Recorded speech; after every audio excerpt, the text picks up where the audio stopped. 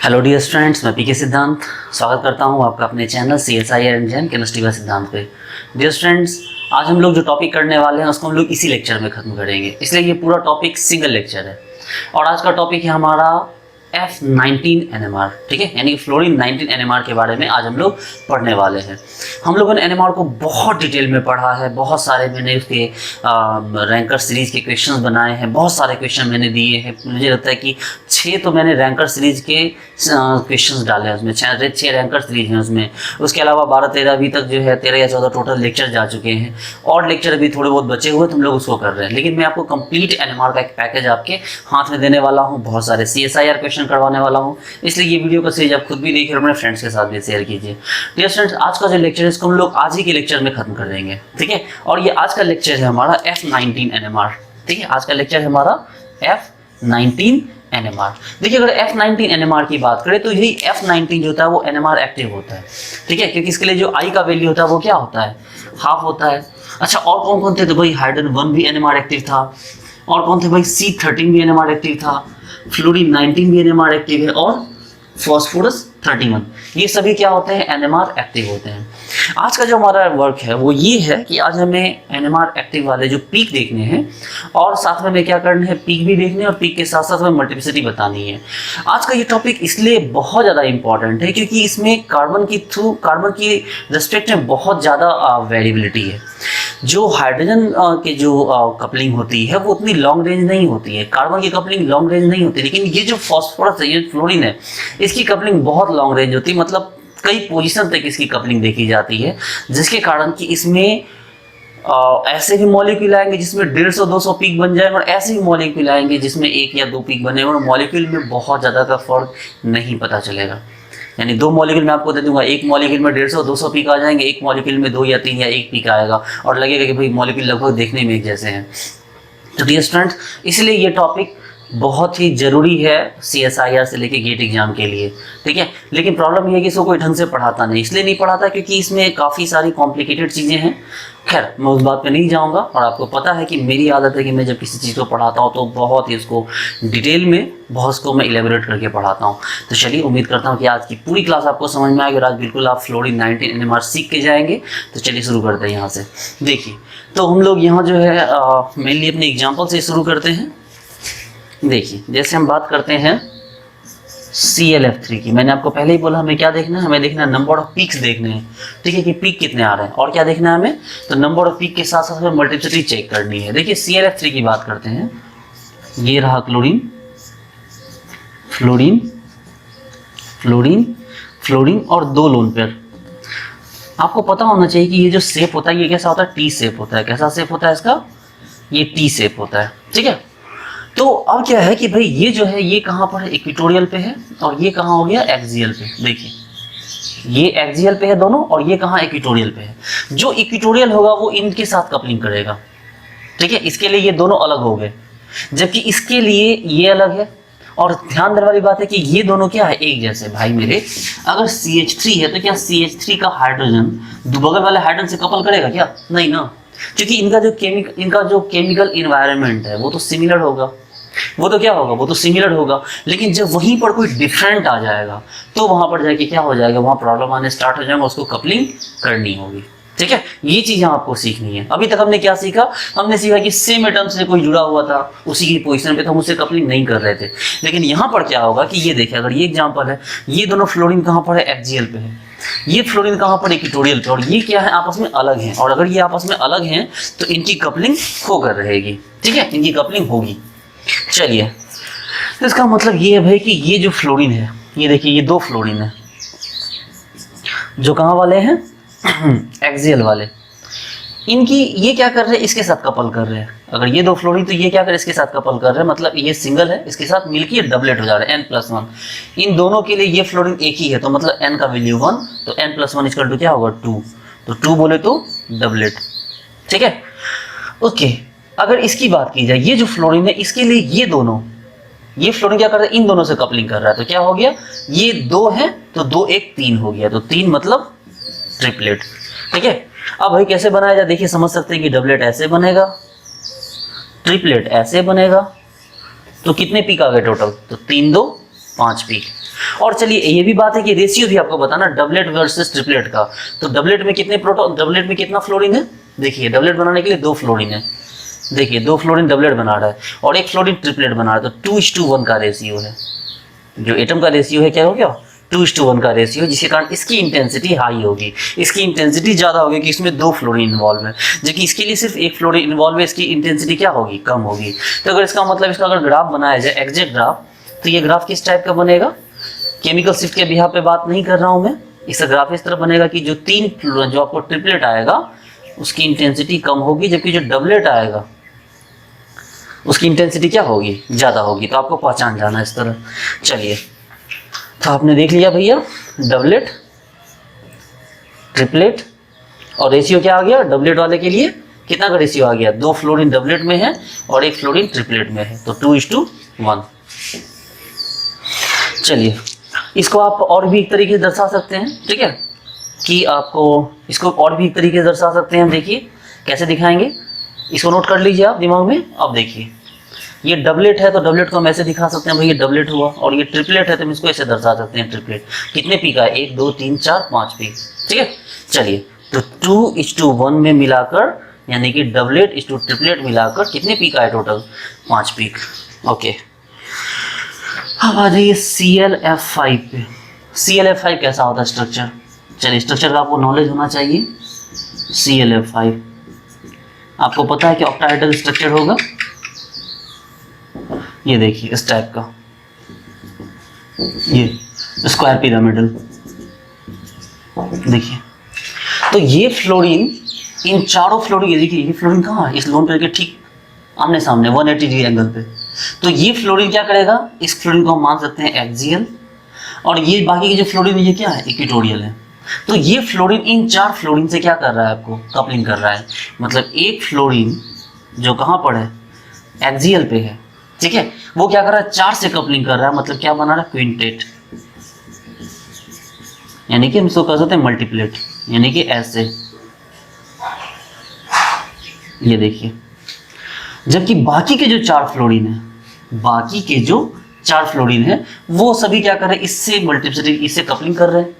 और ये single fluorine है अपने टाइप का, ये सभी इक्वेटोरियल है ना, तो इक्वेटोरियल एक्सियल से कपलिंग किया, एक्सियल इक्वेटोरियल से किया। तो जब इक्वेटोरियल एक्सियल से कर रहा है तो क्या कर रहा है, एक फ्लोरीन, तो क्या हो गया, डबलेट, क्या हो गया, डबलेट, यानी कि। और ध्यान देने वाली बात है कि भाई क्या हो जाएगा, यहाँ जो क्विंटेट होगा इसमें 1 फ्लोरीन है, जबकि जो डबलेट है इसमें 4 फ्लोरीन है, इसलिए क्या हो जाएगी, इंटेंसिटी किसकी ज़्यादा हो जाएगी, डबलेट की इंटेंसिटी ज़्यादा हो जाएगी, जबकि क्विंटेट की इंटेंसिटी कम हो जाएगी, इस तरह, ठीक है। उसके बाद और क्या बताया भाई, दोनों का अगर ये देखा जाए, रेशियो देखा जाए 1:4, देखिए 1 फ्लोरीन इस साइड है, 4 फ्लोरीन इस साइड है, 1:4। और क्या देखा जाएगा, तो भाई और ये देखा जाएगा, इसका पीक बना दीजिए, देखिए क्विंटेट है, यानी क्विंटेट को हम ऐसे बना देंगे, ये जो क्विंटेट है इसको कैसे बना देंगे, हटाइए इसको, क्विंटेट को ऐसे बनाएंगे हम, जबकि डबलेट को ऐसे बनाएंगे। चलिए नोट कीजिए, इसको मिटा रहे हैं और एग्जांपल करते हैं। देखिए आपको इतने अच्छे से करवा दूंगा कि इसमें एक भी प्रॉब्लम आपका नहीं बचेगा, सारे प्रॉब्लम जितने भी पूछे हुए क्वेश्चन है वो सारे आपके सॉल्व हो जाएंगे।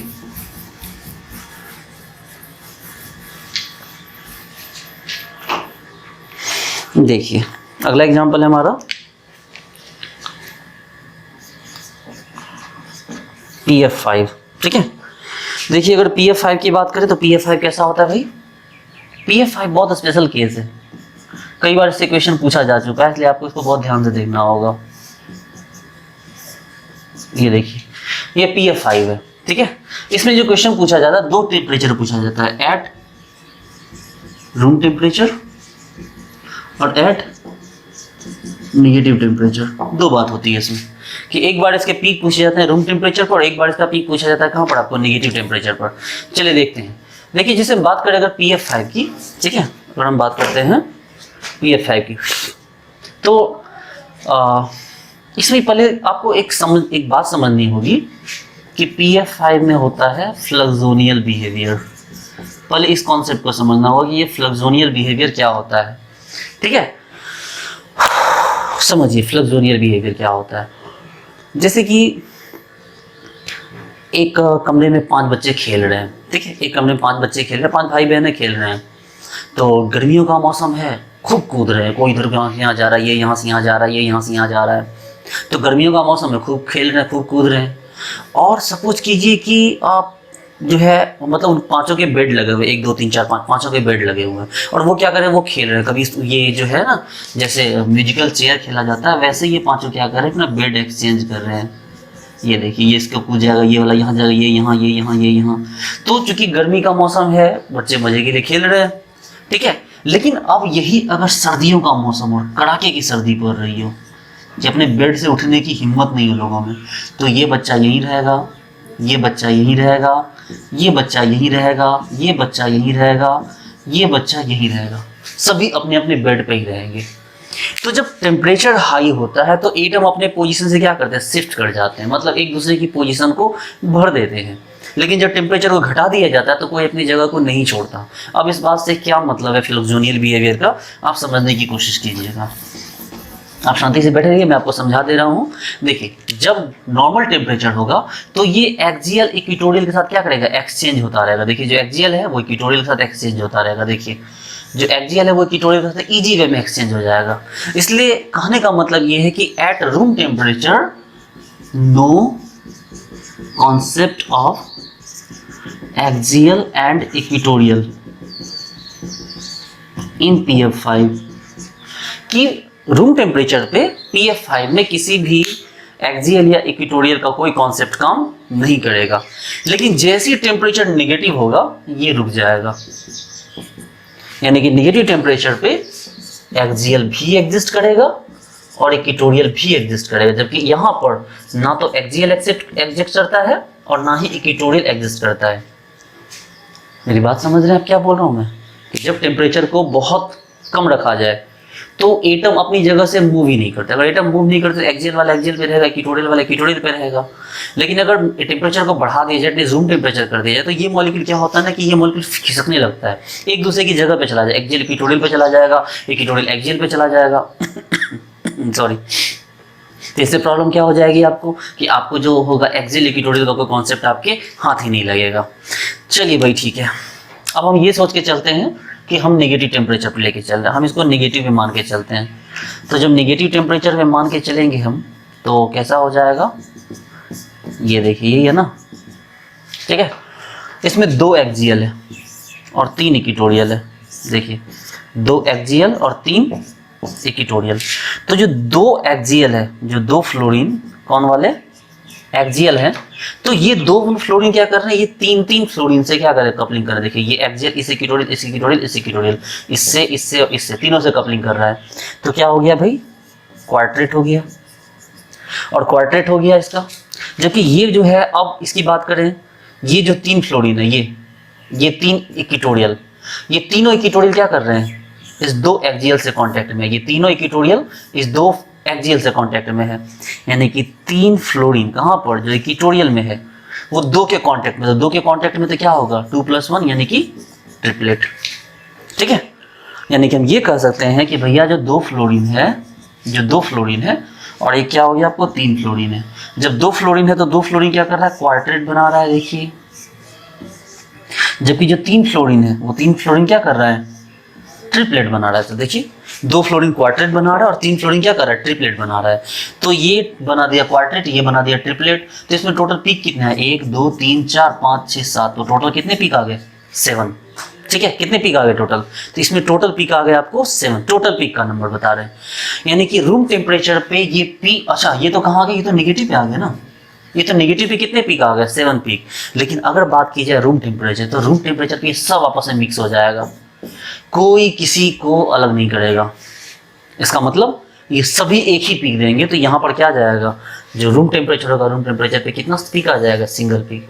जबकि यहाँ पर कितने पीक आ जाएंगे, यहाँ पर आपको 7 पीक आ जाएंगे।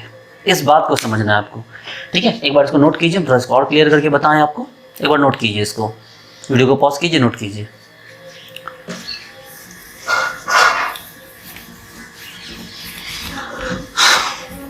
चलिए, तो क्या सीखे आप, रूम टेम्परेचर पे ये सभी आपस में मिल गए हैं, तो 7 फ्लोरीन का क्या मिलेगा, 5 फ्लोरीन का क्या मिलेगा, एक सिंगलेट मिलेगा, एक पीक मिलेगा, जिसका जो कंसंट्रेशन होगा वो क्या होगा, बहुत ज़्यादा हाई होगा, जिसकी इंटेंसिटी बहुत हाई होगी। लेकिन नेगेटिव टेम्परेचर पे सब रुक गए अपनी जगह पे, नेगेटिव टेम्परेचर पे क्या हो गए, सब रुक गए। अगर नेगेटिव टेम्परेचर पे सब रुक गए तो क्या दिख रहा है आपको, 2 फ्लोरीन क्वार्टेट बना रहे हैं। देखिए जो 2 फ्लोरीन है वो क्वार्टेट बनाएंगे, और जो 3 फ्लोरीन है वो क्या बना देंगे, वो ट्रिपलेट बना देंगे। तो कंसंट्रेशन क्या हो जाएगा, पहली बात तो 2:3 आएगा।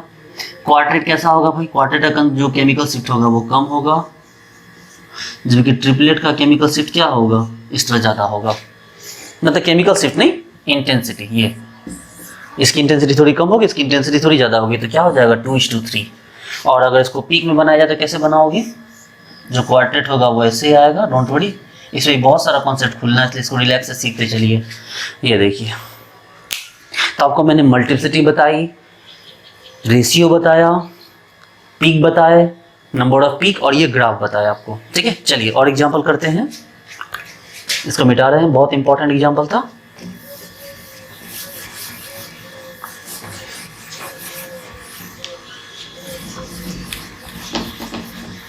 चलिए और आगे देखते हैं हम लोग।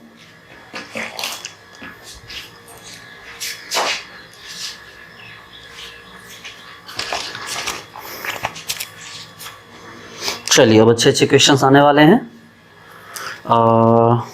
अब आ रहा है हमारा H2PF3। देखिए अब क्वेश्चन अच्छे होने लगे। ठीक है, ये बहुत बेहतरीन क्वेश्चंस हैं। H2PF3, अगर H2PF3 की बात करेंगे तो H2PF3 कैसे बनाया जाए, तो H2PF3 आपको बनाना होगा। हालांकि H2PF3 बड़ा टफ होता है, क्योंकि जो हाइड्रोजन होता है ना, वो सिर्फ ग्राउंड स्टेट वैलेंसी पर ही एटम से जुड़ते हैं, एक्साइटेड स्टेट वैलेंसी यानी कोवैलेंसी पर नहीं जुड़ते हैं, लेकिन ये बनता है। ठीक है, इसका रेशियो बहुत कम होता है। मेरे कहने का मतलब है कि फॉस्फोरस की वैलेंसी 3 होती है और कोवैलेंसी 5 होती है, तो हाइड्रोजन यहीं तक आ सकता है, यहाँ पे नहीं आएगा, लेकिन कुछ केसेस में ये बन जाते हैं। ठीक है, तो चलिए H2PF3 कैसा होता है, इसका स्ट्रक्चर आपको पता होना चाहिए, अभी से जानिए, ताकि एग्जाम में आप फंसिए नहीं इसको लेके। अगर फंस गए तो गड़बड़ हो जाएगी। ये देखिए, ये H2PF3 है। ठीक है, ये क्या हो गया, H2PF3। तो अगर ये H2PF3 हो गया तो क्या हो गया भाई, ये इसका सेंस है। इसके आपको जो हाइड्रोजन और फ्लोरीन ये कहाँ होते हैं, आपको इक्वेटोरियल पे होते हैं, जबकि 2 फ्लोरीन कहाँ आपको एक्सियल पे हैं। ओके, हम सिर्फ चूंकि हम बात कर रहे हैं F19 NMR की, किसकी बात कर रहे हैं हम, F19 NMR की, इसलिए हम बात यहाँ पर सिर्फ F19 की ही करेंगे। अच्छा, आपको ये भी पता है कि जो फ्लोरीन था वो भी तो क्या होता है, NMR एक्टिव होता है ना।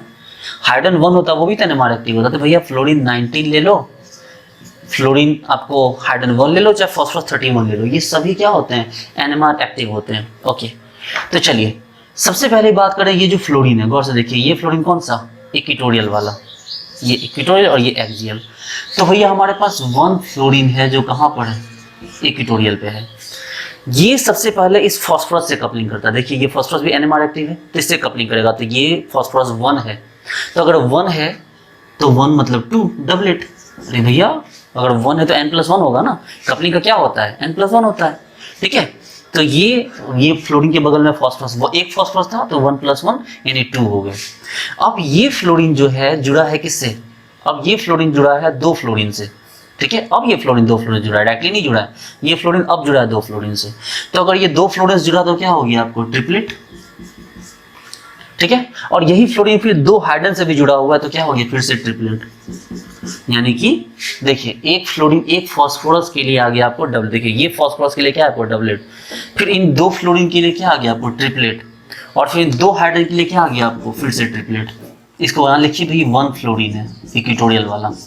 ये सबसे पहले डबलेट में ब्रेक हुआ, ये सबसे पहले कहाँ ब्रेक हुआ, डबलेट में। फिर डबलेट को ब्रेक कीजिए ट्रिपलेट में, डबलेट को कहाँ ब्रेक कीजिए, ट्रिपलेट में, और फिर ये ब्रेक हुआ ट्रिपलेट में, यानी कि ऐसे।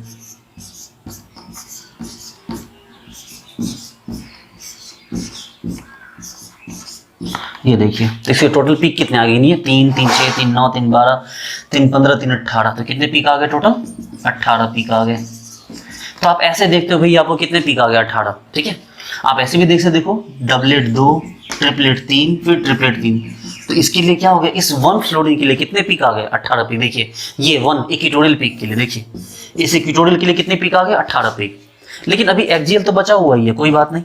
अब दो फ्लोरीन जो क्या है, एक्सियल है।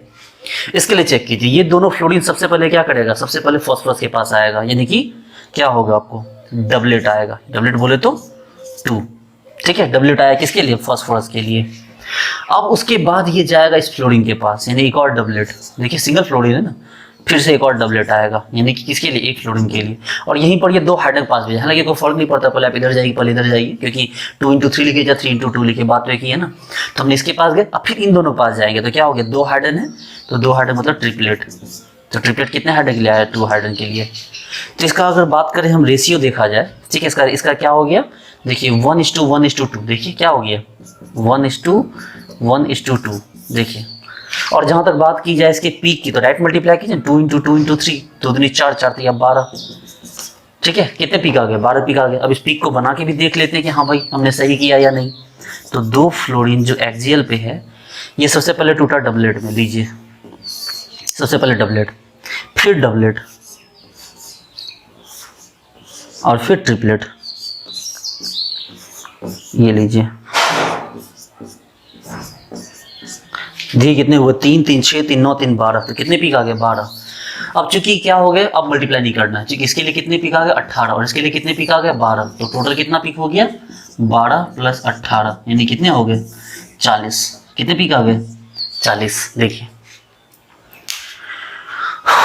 आई बात समझ में, कैसे हुआ, नहीं समझे, चलिए डोंट वरी, और एग्जांपल देखिएगा समझ में आ जाएगा।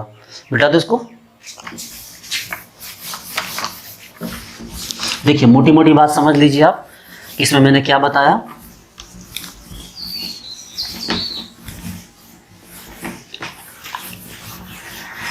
देखिए हमारे पास जो H2PF3 है, एक बार फिर से समझ लीजिए, H2PF3 बस स्ट्रक्चर आपको याद होना चाहिए, PF F F और ये HH, ठीक है, एक्सियल एक्सियल इक्वेटोरियल, ठीक है। ये जो फ्लोरीन है किससे किससे, ये फ्लोरीन डायरेक्टली देखिए, ये जो फ्लोरीन है ये किससे जुड़ा भाई, पहले एक फास्फोरस से जुड़ा, तो एक फास्फोरस तो डबलेट, ठीक। उसके बाद ये 2 फ्लोरीन से जुड़ा, तो क्या हो गया, ट्रिपलेट। और यही जो है यहाँ से क्या हो गया, 2 हाइड्रोजन से भी जुड़ा है, यानी कि ट्रिपलेट। यानी कि क्या हो गया, एक फास्फोरस के लिए डबलेट, 2 फ्लोरीन के लिए ट्रिपलेट, और फिर 2 हाइड्रोजन के लिए ट्रिपलेट। कोई फर्क नहीं पड़ता पहले किसको लिखिए चाहे पहले किसको लिखिए, ओके। तो क्या हो गया भाई, इसको आप ऐसे ब्रेक करेंगे, सबसे पहले फास्फोरस के लिए डबलेट आ गया, फिर फ्लोरीन के लिए ट्रिपलेट आ गया, और फिर 2 हाइड्रोजन के लिए ट्रिपलेट आ गया, मतलब ऐसे। देखिए आप चेक करके देख लिए कितने पीक आ गए, टोटल 18 पीक। जबकि इस फ्लोरीन की बात करें, ये एक्सियल के लिए, ठीक है, यहाँ पर कितने थे फ्लोरीन, एक फ्लोरीन के लिए आया, जबकि अब किसके लिए आएगा, 2 फ्लोरीन के लिए। देखो ना दोनों एक्सियल है, तो 2 फ्लोरीन के लिए क्या आएगा, देखो ये दोनों फ्लोरीन एक फास्फोरस से जुड़ा है, मतलब डबलेट। फिर ये किससे जुड़ा, एक फ्लोरीन से जुड़ा, मतलब एक और डबलेट, और फिर ये 2 हाइड्रोजन जुड़ा, मतलब ट्रिपलेट। तो क्या हो गया भाई, एक फास्फोरस के लिए डबलेट, एक फ्लोरीन के लिए डबलेट, और 2 हाइड्रोजन के लिए ट्रिपलेट। इसको कैसे ब्रेक करेंगे हम, देखो एक डबलेट आया सबसे पहले, फिर डबलेट के बाद एक और डबलेट आ जाओ, और फिर 2 ट्रिपलेट, फिर ट्रिपलेट आ गया। देखो ये लो कितने पीक आ गए, 3 3 6 3 9 3 12, तो यानी यहाँ पर 12 और यहाँ पे 18, कितने पीक हो गए टोटल, देखिए 40 पीक। आई बात समझ में, चलिए वेरी गुड। और देखते हैं, चलिए एक क्वेश्चन देखते हैं, PF3NH2 इसके स्ट्रक्चर पे ध्यान दीजिए। फास्फोरस है, आपको पता है कि ज़्यादा बॉन्ड एंगल होने के कारण बड़े ग्रुप को कहाँ रखते हैं हम लोग, इक्वेटोरियल पे रखते हैं। तो बल्कि ग्रुप को कहाँ रखेंगे हम, इक्वेटोरियल पे। ये बल्कि ग्रुप को कहाँ रखा गया, इक्वेटोरियल पे। और जो बाकी ग्रुप है उसको रख दीजिए, जिसमें 2 एक्सियल पे चले गए और एक क्लोरीन का आ गया, इक्वेटोरियल पे आ गया। ये स्ट्रक्चर है PF3NH2 का। चलिए हमारे पास 2 फ्लोरीन है, एक फ्लोरीन ये भी है, एक फ्लोरीन ये भी है, यानी ये दोनों एक्सियल पे है और ये इक्वेटोरियल पे। ध्यान रखा जाए कि ये नाइट्रोजन 15 है, नाइट्रोजन 14 नहीं होगा। अगर नाइट्रोजन 14 होगा तो वो क्या हो जाएगा, NMR इनएक्टिव होता है। चलिए नाइट्रोजन 15 है, चलिए तो हम बात करेंगे नाइट्रोजन 15 है तो क्या किया जाए, यहाँ से लीजिए सबसे पहले जो एक्सियल प्रोटॉन है, एक्सियल फ्लोरीन है, 2 फ्लोरीन जो कहाँ पर है, एक्सियल पे है। तो भाई सबसे पहले इसके बीच में फ्लोरीन है, यानी कि फ्लोरीन के लिए डबलेट। किसके लिए? फास्फोरस के। देखिए ये दो फ्लोरीन के सॉरी बीच में क्या है? फास्फोरस है, तो क्या हो गया? डबलेट। अब ये फास्फोरस एक और फ्लोरीन से जुड़ा, तो सिंगल फ्लोरीन है, सिंगल मतलब डबलेट। किसके लिए? 1 फ्लोरीन के लिए। फिर ये आ जाइए किसके लिए जुड़ा? ये 2 नाइट्रोजन से जुड़ा है। ये जो फ्लोरीन है किससे जुड़ा है? 2 नाइट्रोजन से जुड़ा है। तो अगर 2 नाइट्रोजन जुड़ा तो क्या हो गया? ट्रिपलेट। किसके लिए? 2 नाइट्रोजन के लिए। चलिए उसके बाद क्या हो गया? ये हाइड्रोजन जुड़े, तो 1 2 3 4, तो क्या हो गया आपको? तो टोटल हाइड्रोजन कितने हो गए? 4 थे, तो क्या हो गए? 5, यानी कि मल्टीप्लेट लिख दीजिए इसको डायरेक्टली। यानी 4 हाइड्रोजन के लिए क्या हो गया? मल्टीप्लेट। तो भैया इस 2 फ्लोरीन के लिए कितने पीक आए? एक तो देखिए रिलैक्स हो जाइए, मैंने क्या बोला? ये 2 फ्लोरीन है, सबसे पहले बीच में एक फ्लोरीन आया, एक फास्फोरस, डबलेट। बगल में एक फ्लोरीन है, फिर डबलेट। अब 2 नाइट्रोजन है, ट्रिपलेट। उस 2 नाइट्रोजन में 4 हाइड्रोजन है, तो 4 मतलब 4 1 5, यानी कि क्विंटेट, यानी कि मल्टीप्लेट। तो चलिए इसको जरा देखा जाए, इसके एक्सियल फ्लोरीन को। ये 2 फ्लोरीन जो है एक्सियल पे है। सबसे पहले कहाँ होता है भाई? डबलेट में होता है। ये आ जाइए डबलेट। देखिए डबलेट के बाद एक और डबलेट, डबलेट के बाद कहाँ आया? ये एक और डबलेट। फिर डबलेट के बाद कहाँ गया? ट्रिपलेट में गया।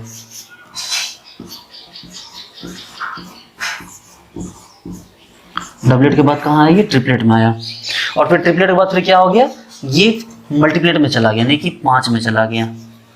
इतना तो बना के भी नहीं दिखा पाएंगे हम आपको, जगह ही खत्म पड़ जाएगा मेरा। आप ये समझिए, आप डायरेक्ट समझ सकते हैं कि भाई 5 में गए, इसका मतलब क्या कर सकते हैं हम? ऐसे लिख दीजिए ना इसके नीचे, इन सब के नीचे 5 5 5 5 5 5 5 5 5 5 5 5, ठीक है, ऐसे करके लिख दीजिए। तो इसका मतलब क्या हो गया भाई? टोटल कितने ग्राफ आपके कितने पीक आए? तो 5 से 15, 5 से 15, 5 से 15, 5 से 15, ठीक है। और 15 से क्या हो गया? 60। तो ये 2 फ्लोरीन जो एक्सियल उसके लिए कितने पीक आए? 60 पीक आ गए। तोड़िए भाई, इसको तोड़ेंगे तो भी पहुंच आएगा। अब या इसको देखिए, 2 डबलेट गुना 2 डबलेट गुना 3 ट्रिपलेट और गुना 5 फिर क्विंटेट, तो क्या हो गया? देखिए ये 60 आ गया। तो यानी कि आपको एक्सियल फ्लोरीन के लिए क्या आ गया? तो एक्सियल फ्लोरीन के लिए 60 पीक्स आया। देखिए जो एक्सियल फ्लोरीन है उसका कितना आया? 60 पीक्स। एक बार इसको आप नोट कीजिए। अब हम इक्विटोरियल के लिए बनाने जा रहे हैं, ठीक है। अब किसके लिए बनाने जा रहे हैं? इक्विटोरियल के लिए। ओके, अब इक्विटोरियल के लिए बनाएंगे। ये जो 1 इक्विटोरियल है, 1 फ्लोरीन जो क्या है आपको? इक्विटोरियल है। सबसे पहले तो भाई ये क्या हो जाएगा? ये जाके फ्लोरीन से फास्फोरस से टकराएगा, तो डबलेट, ठीक है। यानी कि डबलेट आया, तो आपको किसके लिए? 1 फास्फोरस के लिए। फिर चलिए अब ये जाके 2 फ्लोरीन से फिर टकरा रहा है, मतलब ट्रिपलेट हो जा रहा है, यानी ट्रिपलेट किसके लिए? 2 फ्लोरीन के लिए। उसी तरह से फिर जाके 2 नाइट्रोजन से भी टकरा रहा है ये, तो ये नाइट्रोजन टकरा रहा है, तो क्या हो गया भाई? ट्रिपलेट। एक और ट्रिपलेट किसके लिए? 2 नाइट्रोजन के लिए। और फिर जाके 4 हाइड्रोजन है, तो क्या हो गया? 4 हाइड्रोजन के लिए क्या हो गया? मल्टीप्लेट। यानी कि कितने हिल गए? 4 हाइड्रोजन के लिए। मल्टीप्लेट मतलब क्विंटेट। तो देखिए भाई डबलेट हो गया 2, ट्रिपलेट हो गया 3, ट्रिपलेट हो गया 3, मल्टीप्लेट हो गया 5, तो कितने हो गए यहाँ पर? देखिए तो 5 3 15, 15 3 45, 45 दूनी 90, ये 90। तो यहाँ से कितने पीक आ गए? तो यहाँ आपको पीक आ गए टोटल 90। तो इसका मतलब टोटल पीक कितने हुए? तो टोटल पीक हो गए यहाँ से 90 और वहाँ से 60।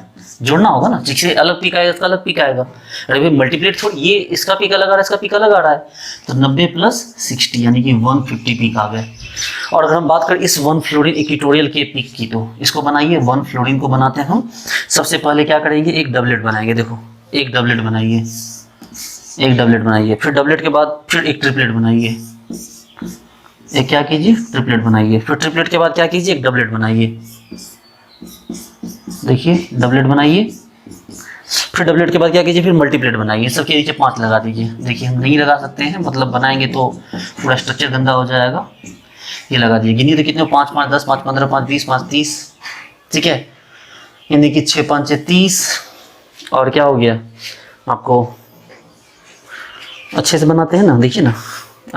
2 बार, ये भी ट्रिपलेट है, सॉरी बनाने में मिस्टेक हो गई, तो क्लियर बनाते हैं इसको। देखिए क्या हो गया यहाँ पर? डबलेट सबसे पहले, फिर डबलेट के नीचे एक ट्रिपलेट, फिर ट्रिपलेट के नीचे एक और ट्रिपलेट। देखिए ट्रिपलेट के नीचे एक और ट्रिपलेट, देखिए ना। और फिर ट्रिपलेट के नीचे मल्टीप्लेट। तो 5 उतना बना नहीं सकते, लिख देंगे 5 5 5। सबके नीचे 5 और सबको जोड़िए ना तो कितना आ जाएगा, 90 आ जाएगा। तो 90 और 60 कितने पीक आ गए, 150। अच्छा इसका रेशियो क्या होगा इंटेंसिटी का, तो भैया इक्वेटोरियल वाले का 2 है और एक्सियल वाले का क्या है, 1 है। रेशियो तो सिंपल यही आ गया। और टोटल पीक कितने आ गए थे आपको, 150।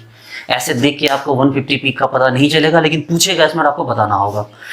ठीक है डियर स्टूडेंट्स, तो चलिए अच्छा है। सॉरी ये इस लेक्चर में ख़त्म नहीं हो पाया, मैंने सोचा किसी लेक्चर में ख़त्म कर दूंगा, बट अनफॉर्चुनेटली बहुत बुरा लग रहा है ऐसा नहीं हो पाया कि इस लेक्चर में ख़त्म नहीं हो पाया। इसके भी और भी कई सारे क्वेश्चंस हैं, हम लोग उसको भी करेंगे लेकिन नेक्स्ट लेक्चर में। ठीक है, तो उम्मीद करता हूँ कि आपको सारी बात समझ में आई होगी। इसको अच्छे से रिवाइज कर लीजिए, बनाइए। नेक्स्ट लेक्चर मेरा इसी पे फिर आएगा। ठीक है, तो मिलते हैं नेक्स्ट वीडियो में। Thank you so much, bye.